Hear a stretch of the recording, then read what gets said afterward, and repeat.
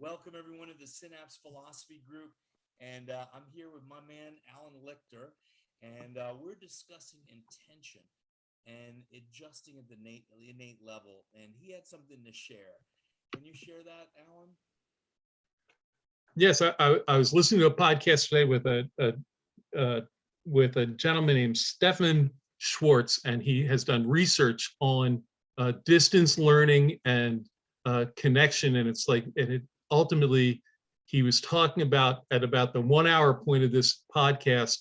He was talking about intention and how to find things intentionally, and he talked about it in terms of that it's like a Google search, and your intention is the word you put in the search, and it goes out and finds all these contacts and then gives you the ones close to what you're interested in, prioritized. And I went, oh my gosh, that explains and he's done physical research, and they've done research at Princeton on this about how this what I want to say, non-local consciousness works and how you tune into it. And I went, oh my gosh, that is what innate adjusting is. That's what you do when you find it. You are intending, you're looking and putting out into the universe, I want to help this person, and being in tune with the consciousness of the universe and that person in front of you, that universal intelligence and the innate intelligence in the person in front of you and yourself. And you find it as much by that consciousness as you do by what you're finding with your hands. It's almost like when you're doing the leg checks and you're putting your hands on people, it's a confirmation of what you found already. Yeah. And when we're talking, all this work that we're reading is really to give us a level of consciousness and to connect with that spiritual realm, to connect into the Akashic record, all things that have to be known or known. We just tap into that moment. And the same thing that we're getting from BJ right now in volume 39 and all the other volumes in Stevenson and Dee is to create a consciousness for the chiropractor to serve. And how they're doing it through these ages, from we started 1910 all the way to now, from 1895, but the writing 1910 is giving us the tools to separate ourselves from the educated to the innate, to tap into that person in front of us, to give the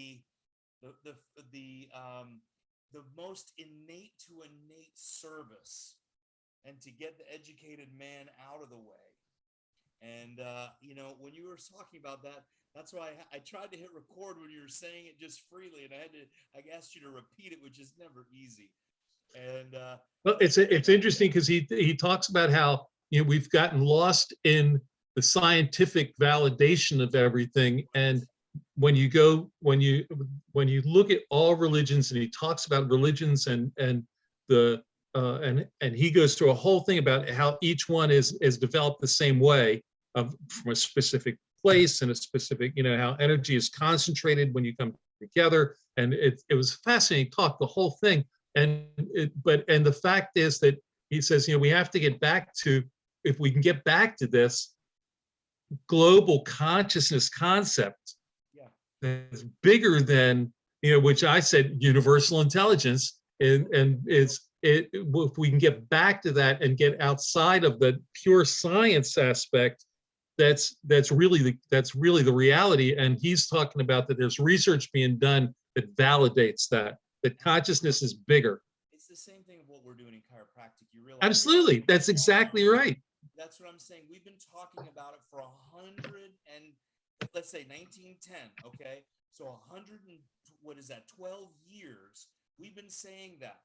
It doesn't get through everybody's brain. It doesn't get through the cranium to every person. Some people say, prove it to me. I don't care about that person. Some people say, no, it doesn't exist. I don't care about that person. What I care about are the ones that we can actually affect, the ones that we can get through to say, get out of the educated, get out of the doubt, Mrs. Doubtfire, and all these other things going on in our brain. Those are the people we can change their lives. We can be an adjunct to where they are in their consciousness right now. You're doing it right now. I'm doing it, all the people that listen to this thousands of minutes a year, that we're really affecting the entire planet by doing what we're doing. That's exactly what he's talking about. Yes. Is that right? So he Yeah. quotes me. That's okay. I'll let him do it, but no copyright infringement.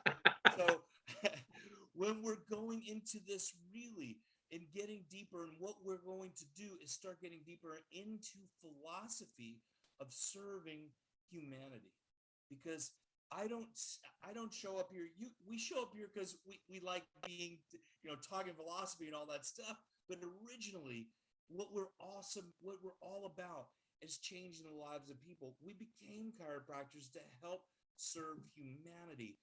We talked about these things in so many different ways through our careers as chiropractors, right? Not everybody heard the word subluxation. Not everybody heard the word innate intelligence, but they came anyway.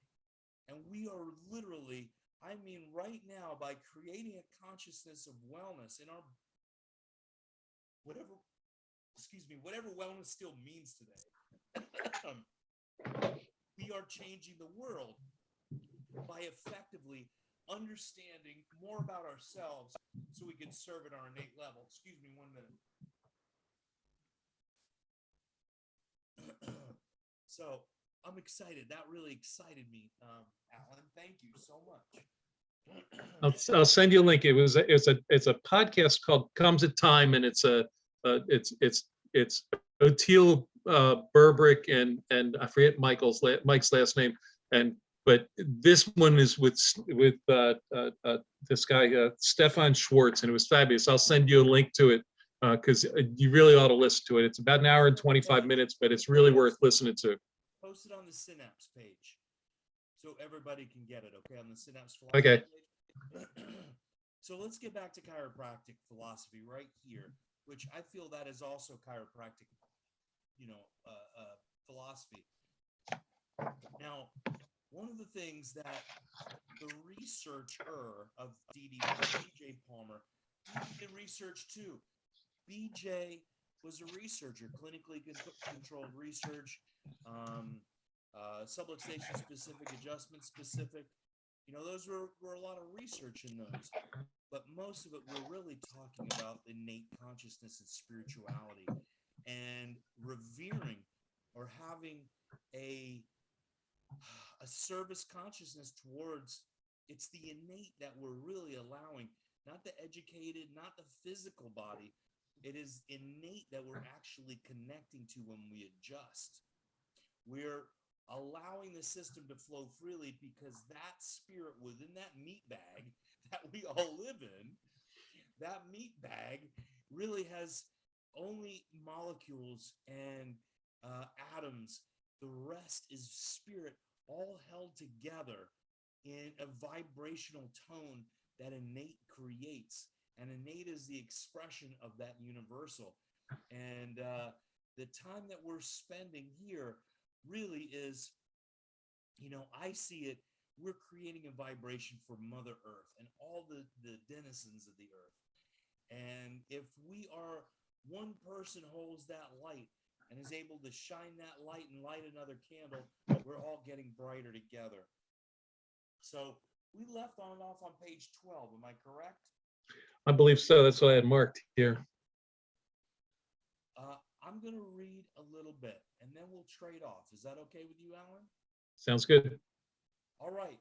Page 12, our masterpiece, volume 39. And this is after the paragraph break. A breakdown analysis of the word electroencephaloneuroimpograph. Mentimpograph. You left out the mental. I did left off the mentimpograph, and you will see a field of scientific research coverage, electrical pickup, amplification, and graphing. The pickup wires being 5/1000th of an inch in diameter. Encephalo, brain. Neuro, nerve. Mental. Impulse, quality, flow. Graph, to record the permanent reference. all squarely and exclusively confined within the field of the chiropractic principle and practice. Chiropractic and within, all in caps. This specific but simple character of scientific research, uniting the unity between philosophy, science, and art, could only, in caps, be conducted with live bodies, live in caps. The tempograph electrode pickup will average generally 5/1 millionths of a volt. That is assuming that the impulse supply is flowing normally and freely. Under stimulation, such as whiskey, rye, beer, other liquors, and a method of electrical treatment or stimulation, and other methods, it will climb above the graph scale. Well, should we just drink some whiskey and change the graph on ourselves here? Under depressive drugs, such as morphine, cocaine, Novocaine, and other drugs of like purposes, graph readings show a below normal impulse graph value flow. The purpose of the tempograph is to record and graph the results of pre and post adjustment quality flow in all cases. We have stated in another part of this report on our research that the tempograph, both in completely wired mesh, booth in completely wired mesh, ceiling, sidewalls, end walls, under floor of linoleum, even the door when closed, which excludes all interfering radio, television, electrical, north and south pole magnetic field, to the end of eliminating all external variable distortions from the graph. The tempograph was patented in the United States. Well, I like that. Can you see if you get your mic closer to you? How is that right there? Is that better? That's a little better. Or is this one better? Oh, that's way better. Okay. Now you're loud. Oh, good. So is that similar to surface EMG electromyography?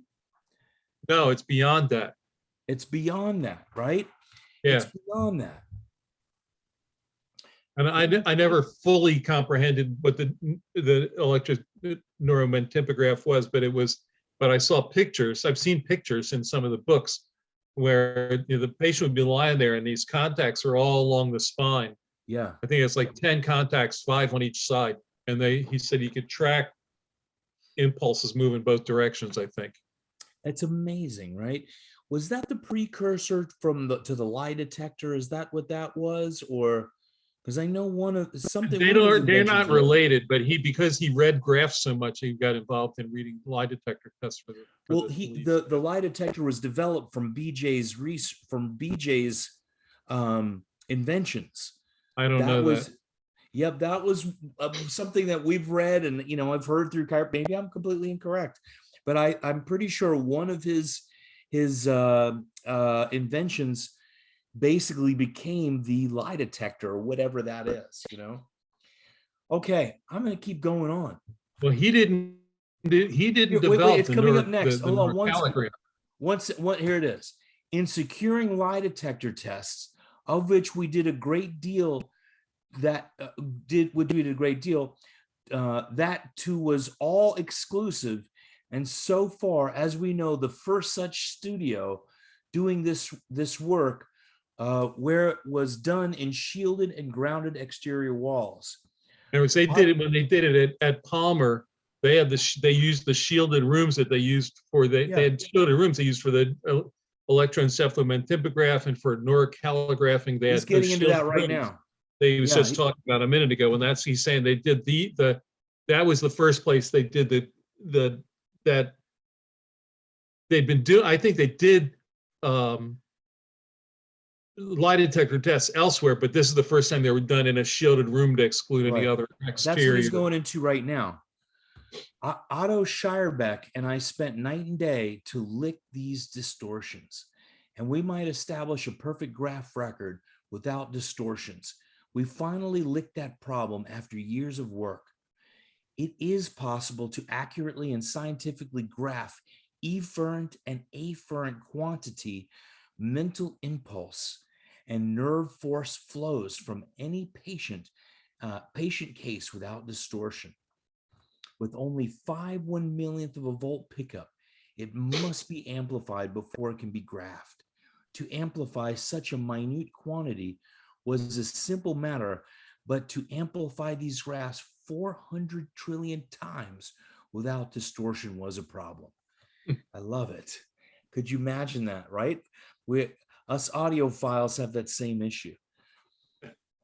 All our typograph research records were taken and made into completely mosquito meshed copper shielded rooms, ceiling, sidewalls, floors, under linoleum, even the door, when closed, sealed the room from all extraneous foreign energy infiltration. This room was covered outside with iron sheeting. All electrode pickups were shielded and grounded likewise, as well all electrical supply, which came from outside the room. In addition, in any and all these other labs, were we measuring nerve force flow quantity values.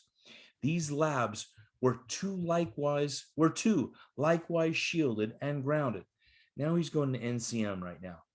Neurokilometer NCM readings being made in a shielded and grounded booth, copper shielded and grounded on all sides, ceilings, floors, as well as iron sheeting, to screen out magnetic north and south pole waves, eliminating external invasionary forces,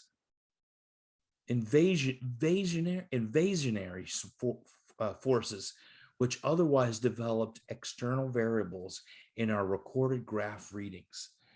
You know, that's a lot. That Faraday cage, that's pretty cool. You know, I'd like to have one just to hang out in. I don't know why.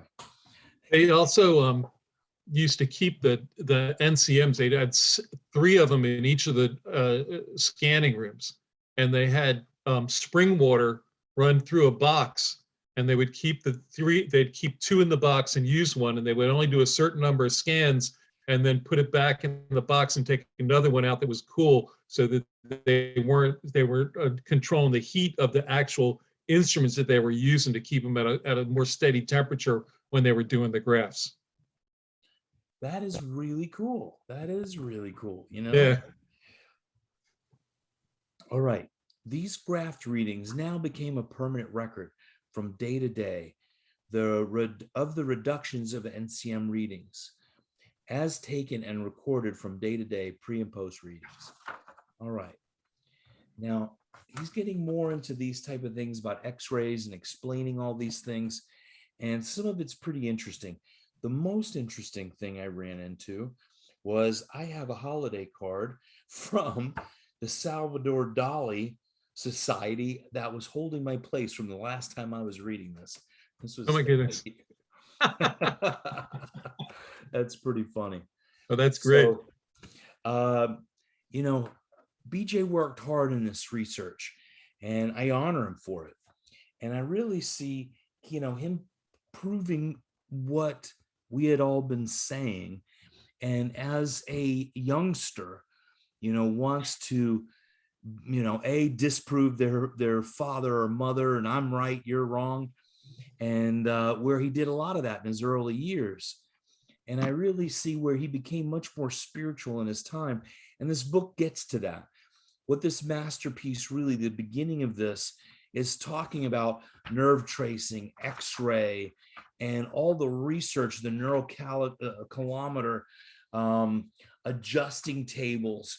I'm going to read one really quick, just about adjusting table. This is number 15. Okay. Wait a second. Before you go jumping that far, Yeah. I think that I highlighted some stuff back at number 9. Yeah, 9 was good. Upon these findings, adjustments were delivered only at such places where interferences were recorded, as spinographs listed them, as to direction proven to be correctly ascertained. Posted checking following adjustment was mentioned as mentioned above. So that's an adjusting procedure he's talking about there with based on the spinographs. Then you will observe all our scientific research Number 10. This number 10 has been and is established in and around the fixed living case principle from above down, inside out, except for the actual adjustment. Even the most of the correction of the seating and setting of the vertebra subluxation is done by innate from above down, inside out. In reverse language, it would be impossible for a chiropractor externally to adjust and exactly correct the subluxation internally in a dead body. In other words, he's saying right there, innate's doing the adjusting here. Yeah. We're putting in the force, and innate's doing the work. Well, and that's where we have to It has to be in a living body. That's why he's talking about it. It says all of our research is on living people, on living bodies, because that's where that otherwise there's nothing happening. There's no spirit. Right. Without spirit, there's nothing. And where I think we really have to get back to in chiropractic is, a lot of chiropractors think they're the fixers, and we're trying to fix everybody. I can fix that. People come into the office all the time. Oh, you can fix that. You fixed it last time I was here. And we still say your body did the work. I influenced the bone. Your innate did all the work. When we start saying, oh yeah, I'm so good.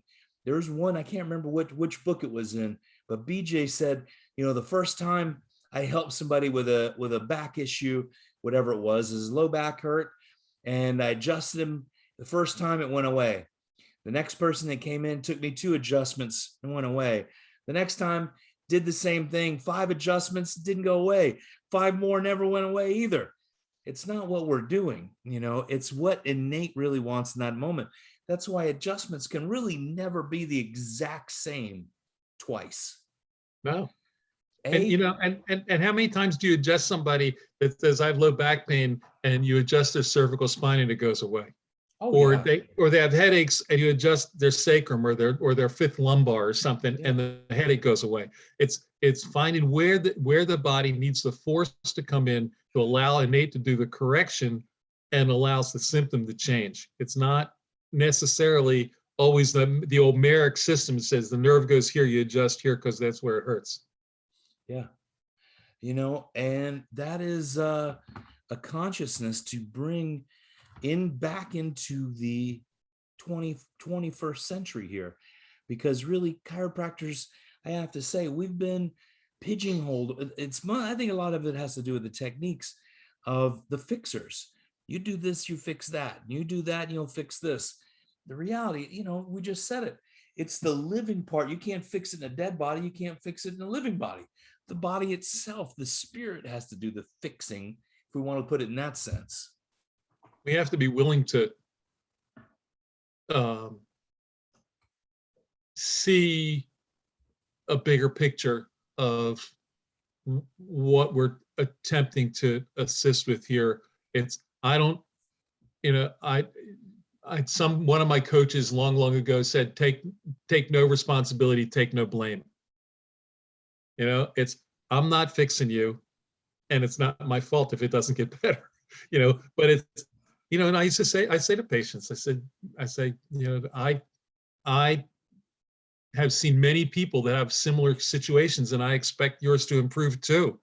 But I'm not promising you that I'm not going to treat your problem as the problem that has to be dealt with in this office. I expect it to change, but I'm going to find where the situation is that needs to be helped that's going to allow that to change. Sigafus used to say, I move the bone, God does the healing. I'm done. I got to leave the room. Your body's doing it now. There's nothing, unless you want me to dance for you. That's what I tell people. Someone was like, that's it. I'm like, yeah. What do you want me to do? Dance for you?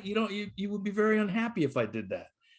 So it's You wouldn't time. like to see me dance. You're right. It's Yeah, just go pay the lady up front. Life is good. So, and because, hey, there should be a fair exchange. There's a fair exchange for what our knowledge and education and experience you deserve as a chiropractor. Everyone deserves to have an exchange for their work that they do. And we shouldn't be afraid of that as chiropractors in any way. So, this book, I'm excited about it. And he goes through a lot of really good stuff in here. But it does get a little mundane, I have to say, in some spots. But that's my own opinion. So I really don't think we should just read the whole book. But there's some big parts to jump around in. And of course, where I love to jump to is anything about DD. So I'm a DD guy. And, you want to talk about majors and minors at all when he does that, or do you want to skip past that? I haven't gotten that far yet. That's on 16. Well, I'm on 16. Where No, are you? I'm on page 17, number 15. I was just going to talk about adjusting tables and the collection of D.D. Palmer. And all right. No, yeah.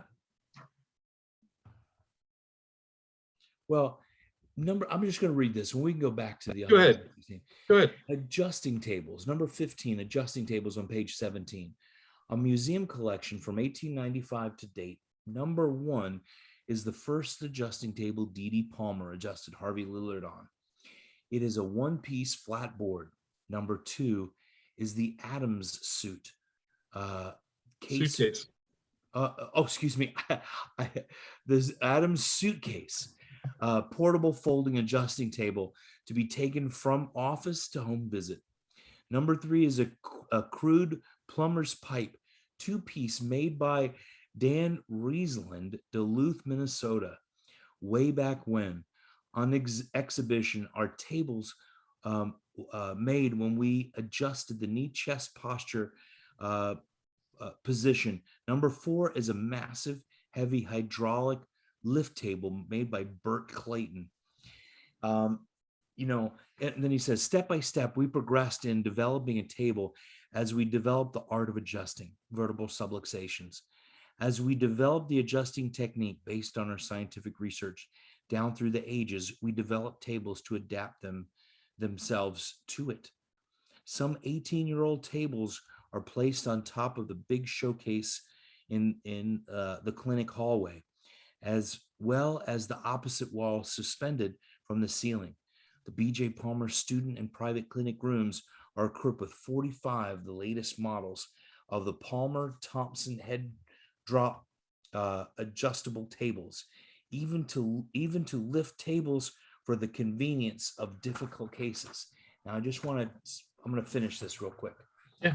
Now, where else can there be seen on exhibition 63 adjusting tables with 42 in daily use, such as scientific research in adjusting tables, from the first to the very last word. I collect adjusting tables, and I just sold off a big portion of my tables because they take up a lot of space.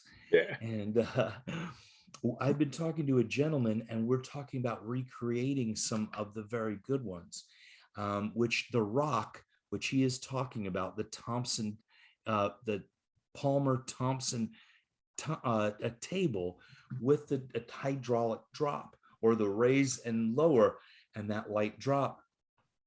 There has been some controversy through the years. One of my mentors was Clarence Jensen, and he was at Clearview and at Palmer, graduated with Dr. Sid and Nell Williams and Dr. Dee Dee Umber. And he was at Clearview with Dr. Nell. And he said, we absolutely used toggle tables with a drop. We weren't using knee chest in the 50s. And Kale for years said they were doing knee chest. And so they had a war. And I loved listening to the old guys bicker about chiropractic, and it was amazing. But I tell you, they got into it. So, this is where he just said, we're using the latest equipment. Of course, they used knee chest at one point of those tables Then they moved to the dropping headpiece because it Yeah. was an advancement.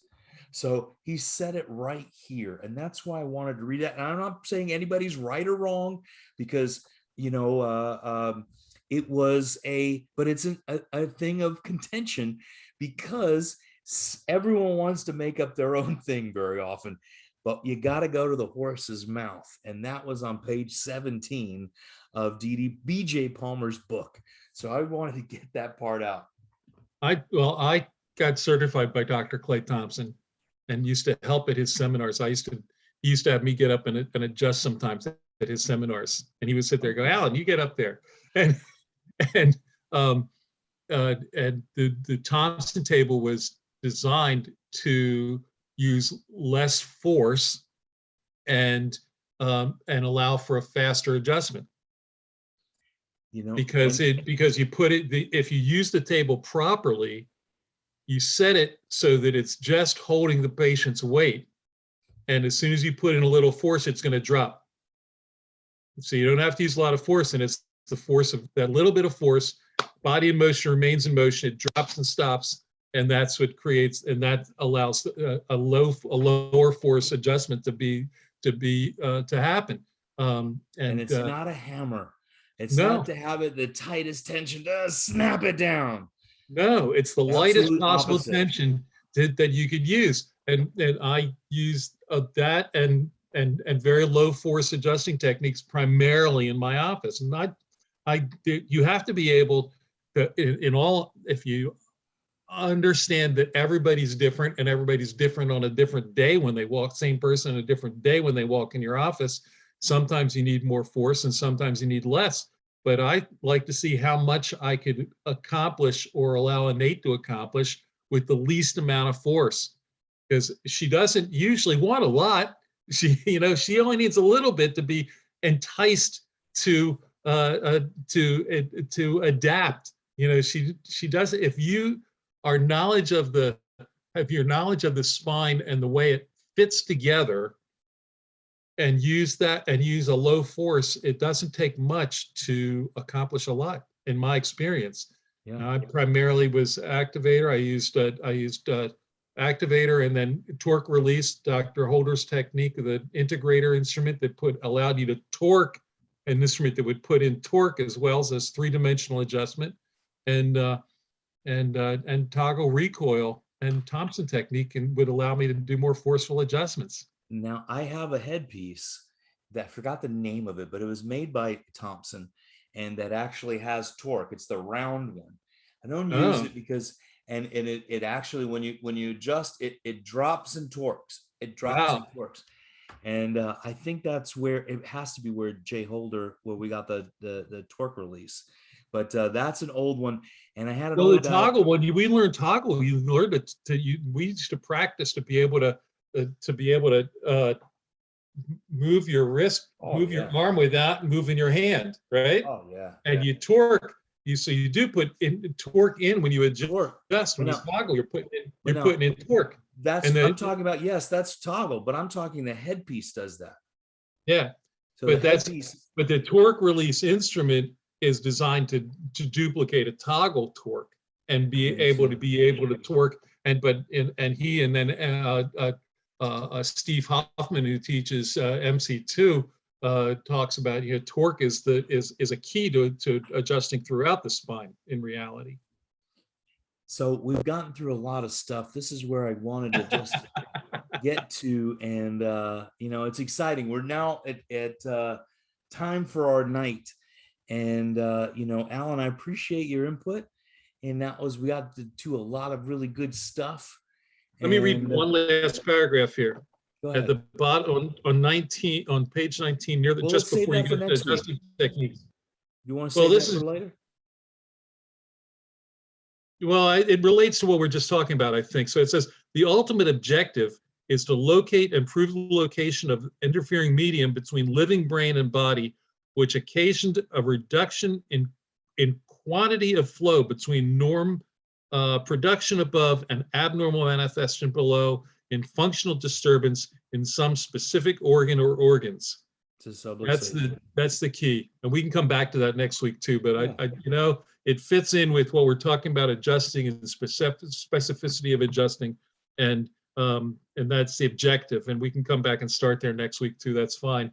But I Okay. thought it fit with what we were doing here. Well, we're starting back at 18, page 18 next week. Okay, that's where we ended. And Okay. we're gonna be at those at the 5 dots or whatever that is up there. And if you need a copy of this, we'll send it to you in PDF. I haven't translated this one into Spanish, but if you want it in Spanish or Portuguese, we can work on it. I just sent out a whole bunch of 1914s to people in Mexico in Spanish, because I translated that one into Spanish. Wow. So if you'd like to have a copy of that, we also did it in Portuguese. So anybody that would like to have a copy, just send me a message. A bunch of people have, and I just sent them out the other day. Forgive my delay. But Alan, everyone else, God bless you, and I really appreciate you. And and one other thing, I'm teaching innate adjusting at DE in April, 8 a.m. on Friday. So make it to DE this time in April, all right? And you'll get a free innate adjusting. And we're going to do innate adjusting, but we're going to do a 3-day synapse. It's called the synapse, and a breathing technique that I've developed called the synaptic breath. We're going to start off with on Friday night, and that's May 20th, 21st, and 22nd. So I got to give a plug for my workshop too. Where is that one going to be? That's going to be in Atlanta, Georgia. Please forgive me. Okay. Have a spectacular night, Alan. Great to see your shining face. I missed you. Peace out. Good night. Bye, Haig. Thank